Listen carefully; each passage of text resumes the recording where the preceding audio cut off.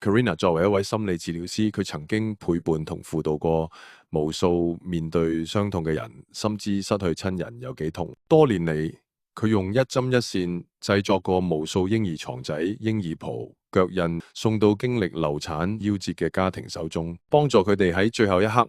讓 BB 唔會無聲離去，而係留低溫暖而真實嘅記憶。對於面對夭折傷痛嘅家庭，屋企人或者好快會淡忘，但係父母永遠唔會。呢啲 memory box 入邊嘅小物件係一份聯繫，當佢哋再掛念 BB 嗰陣，可以將失落變成祝福。我希望佢哋感受到有一班人一直默默陪住佢哋。除咗為傷痛嘅人送上安慰，